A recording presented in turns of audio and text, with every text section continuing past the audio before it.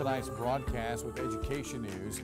A week from tomorrow, the state Supreme Court is scheduled to hear a challenge to a new law that would provide vouchers to pay in part for private school expenses for students who qualify. A week after that is the deadline to apply for those funds. News 19's Cassidy Beyer has information you need to know tonight.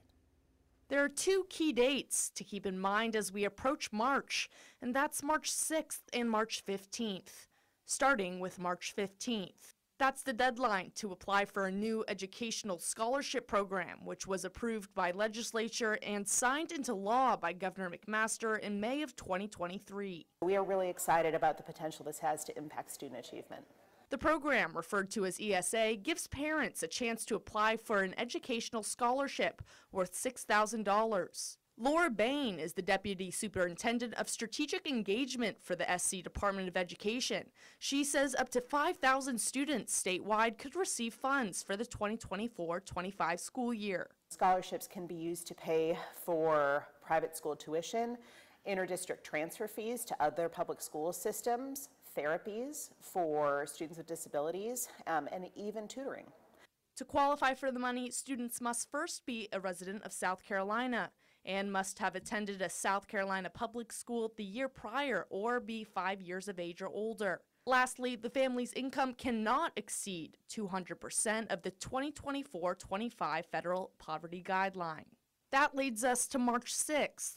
That's when state Supreme Court justices are scheduled to hear arguments challenging this new law. Back in October of 2023, the state NAACP, along with the State Education Association and 6 public school parents, filed a lawsuit asking the court to strike down the law. In an interview with me, Sherry East, who is a high school teacher and the president of the Education Association, said the new law is in violation of the state constitution. We ended up filing a lawsuit with our partners, the NAACP and the Education Law Center, and we have 5 plaintiffs that will go to court to tell their story or to tell our side that we feel that it is unconstitutional to give our public tax dollars to private and religious schools. If the state Supreme Court finds the program unconstitutional, East says there will be a push to change that constitution.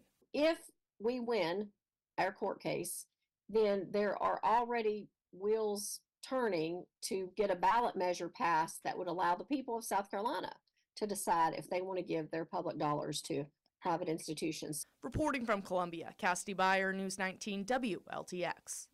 And all those justices are set to hear the arguments on March 6th. There's no clear indication tonight of when they will issue a ruling. In the meantime, those applications are due by March 15th.